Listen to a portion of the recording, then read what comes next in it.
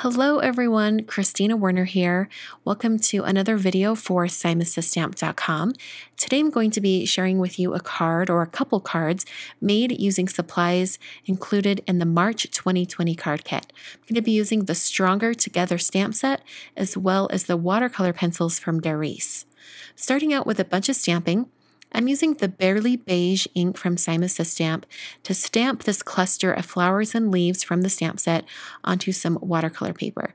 This watercolor paper is Strathmore Cold Press 5x7 paper that's already pre-cut, and I actually ended up stamping it twice because there was one little section that I missed. While I have my MISTI stamp positioning tool out, I'm also stamping a little cluster of leaves using some VersaFine Clair ink, a nice dark brown ink, onto some dark chocolate cardstock from Simon. I'm going to be doing some white gouache painting on this brown cardstock, so I thought having a brown ink would be a great way to hide the lines. I have a palette here from Art Impressions that I'm going to use to mix some different colors with this white gouache. First, going to water down that gouache just a little bit so that it's easier to move with my paintbrush. And then I'm going to grab a couple different colors of the watercolor pencils, and with a damp brush, I'm going to pull the color from the tip of the pencil and add it to the gouache. It's going to tint this white opaque paint with just a little bit of that color. I'm mixing up two colors. I've got a nice pale green and also a pale yellow. I'm going to paint this directly onto my stamped leaves, and because this isn't a watercolor paper, I want to make sure that my paints aren't too watery because this cardstock can't handle a ton of moisture. About this amount is just right.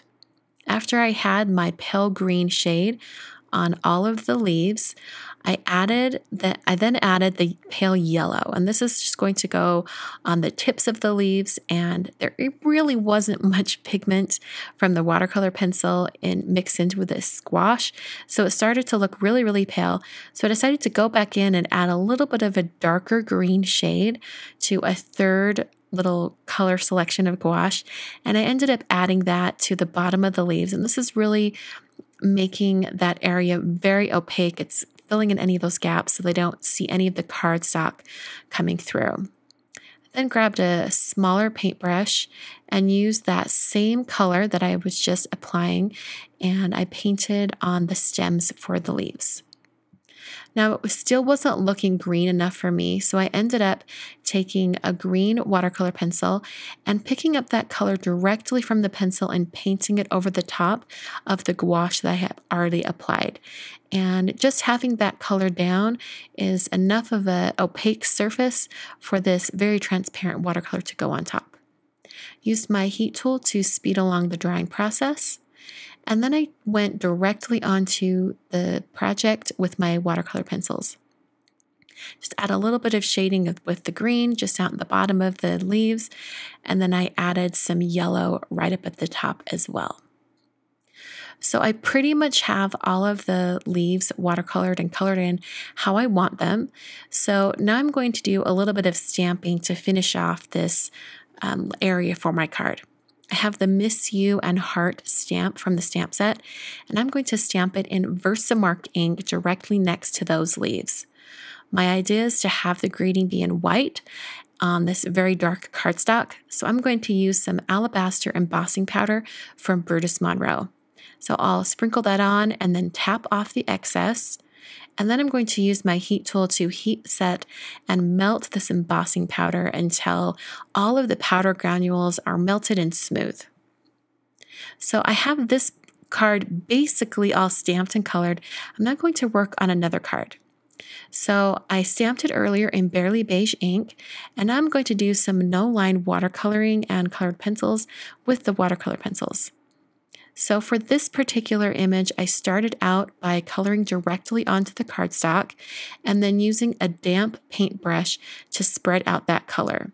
I did one layer of a nice red shade, and then I came in with a slightly deeper red shade. I used the same technique on the leaves by starting with a green shade, spreading it out with my damp brush, and then coming in with a darker shade. In this case, it was a brown color. So this is really going to tone those leaves, give them a little bit of a different look. And I decided to take that even further and add another color on top, this time going directly from the pencil itself. So I picked it up with my damp brush and put this kind of more bluish green shade at the very bottom of each leaf, and then used a clean brush, just cleaning off my brush and then coming back with just water to spread that color out. I used that same smaller paintbrush that I used on the previous card to paint on the stems on this cluster of leaves and flowers. And I also varied the color as I painted these. One is more of a greenish blue and the other is just straight green. So I wanted to add a little bit more shading on the flower petals just because I felt like they looked a little bit flat. So I mixed up a couple of colors, a purple and a red, and tried to get it just into a deeper shade. I also added some brown to it eventually, and then I painted that directly onto the petals, and that really added quite a bit more dimension and also definition to all of these flower petals. So that finishes all of the painting. So I'm going to now stamp the greeting. There's this fun kind of ticker tape or label tape greeting that has 4 lines. And I thought that would look really cool stamped directly over the top of the side of these leaves. And I'm using that same dark brown ink that I used earlier. And I did end up stamping this about 3 times just because that watercolor paper does have quite a bit of texture. So after I stamped it 3 times, then it was ready to move on for the assembly of the card. I'm going to die cut both of these cards. For that Miss You, I'm going to be using the Nested Circle die set from Simon. And I'm just picking out a nice circle shape and holding that in place with some washi tape. For the other card, I'm using the Waffle Flower A2 Layers dies.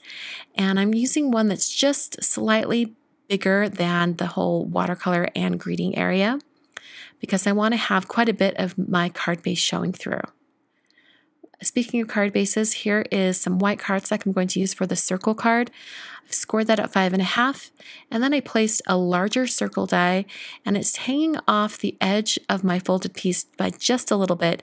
So it's coming off that fold so that after I run it through my die cutting machine, it does not cut up at that fold. I have a little hinge there for my circle card. The other card is made out of some Neenah Desert Storm environmental cardstock, and that's a top folding card scored at 5.5. Put some foam tape behind my watercolor piece and adhered that directly to the card base. And I did that as well for the circle card, just putting some foam tape behind that brown watercolor piece. To finish off the circle card, I took a white Jelly Roll pen. This is a number 10 bold Jelly Roll pen, and added some dash lines just around the outer edge to give it a more finished look. Those are the cards for today. Hope you guys enjoyed. You can check out the March 2020 card kit at the links down below and over at the SimonsStamp.com shop. Thanks so much for watching, and I will see you guys in another video very, very soon.